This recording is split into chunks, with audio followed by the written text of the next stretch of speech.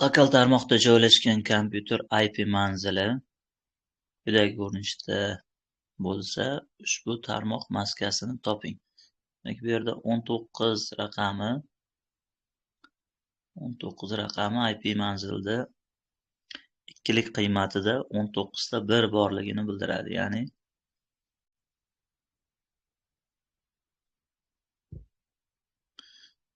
boshida ikkitasi 1 bo'lsa 16 ta birimiz ketadi. Yani 255 8 ta 1 yana 255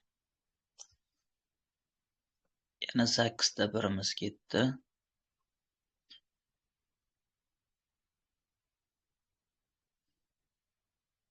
Endi bizga 16 tasi ketdi, 3 tasi qoldi. Ya'ni bu 1 1 3 ta 1 qolgani 5 ta 0 degan.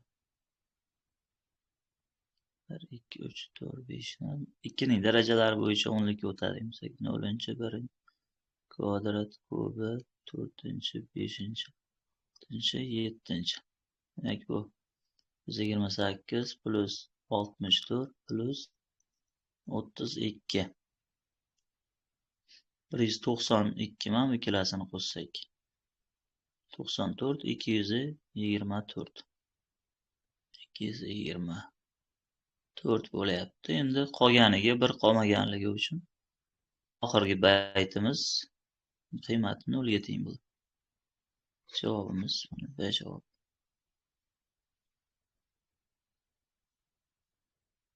Keyingi tarmoq manziliga oid savol. Bankda kompyuterga xakerlik hujumi amalga oshirildi. Tekshiruv shuni ko'rsatdiki, hujum global tarmoqda ishlatilmaydigan lokal, ya'ni kulrang IP manzil orqali amalga oshirilgan bo'lib, kriminalistlar ushbu manzilni bo'lakchalar ko'rinishida tiklay olishdi. Ular ushbu bo'laklarni ABCD deb shartli belgilashdi, debdi. IP manzil bo'laklarini ifodalovchi harflarning ketma-ketligini qanday bo'lganda to'g'ri IP manzil hosil bo'lar edi?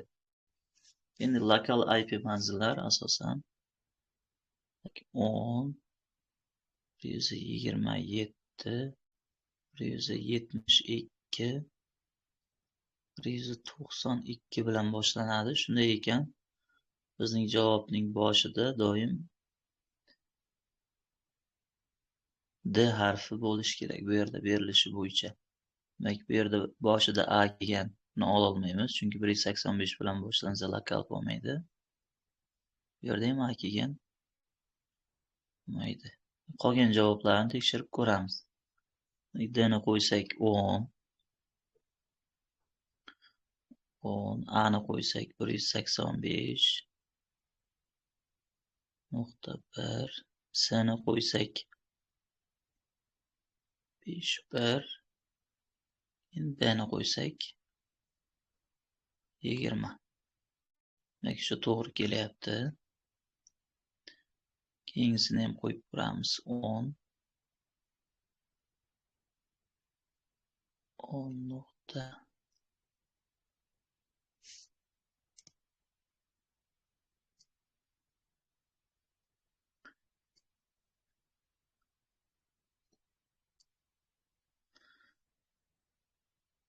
B ni qo'ysak 220, S ni qo'ysak 1, A ni qo'ysak